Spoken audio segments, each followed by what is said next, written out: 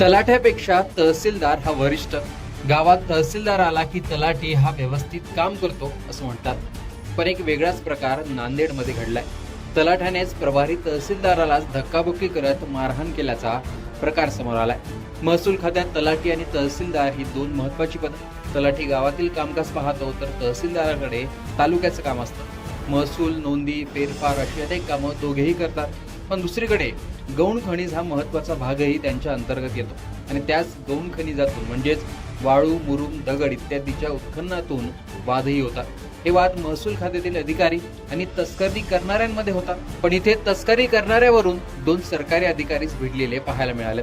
नांदेडच्या अर्धापूर येथे प्रभारी तहसीलदार या पदावर कार्यरत असणाऱ्या राजेंद्र शिंदे यांनी 5 डिसेंबरच्या रात्री पिंपळ गावात वाळू वाहतुकीवर कारवाई केली.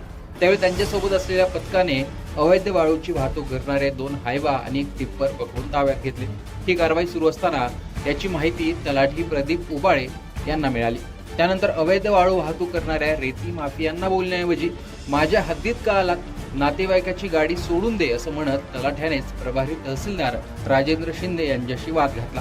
या वादाचं रूपांतर नंतर धक्काबुक्कीत झालं आणि मारहाण केली गेली. तलाठ्याने थेट वरिष्ठालाच मारहाण केल्याने प्रशासनात या प्रकरणाची जोरदार चर्चा रंगली.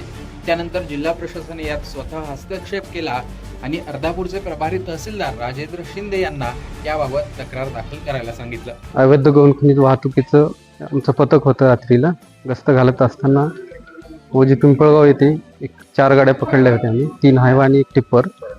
ते घेऊन येत असताना आमच्याच कार्यालयातील एक तलाठी आणि थोडं म्हणजे हे केलं, कामात अडथळा आणला होता शासकीय कामामध्ये आणि धक्काबुक्की केली.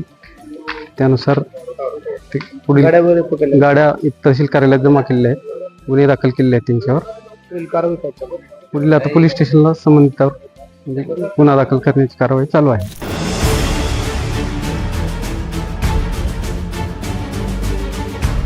या प्रकरणी तलाठी प्रदीप उबाळे याच्या विरुद्ध अर्धापूर पोलीस ठाण्यात गुन्हा दाखल करण्यात आला.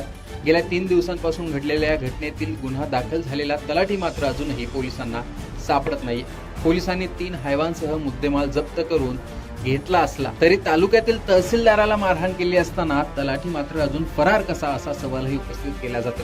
इतर वेळी वाळू माफियांनी अधिकारी आणि कर्मचाऱ्यांना मारहाण केल्याची घटना घडत असताना आता महसूल प्रशासनातील एका तलाठ्यानेच तहसीलदाराशी हुज्जत घालून मारहाण करत शिवीगाळ केल्यामुळे महसूल प्रशासनावर बदनामीची नामुष्की ओढवली आहे.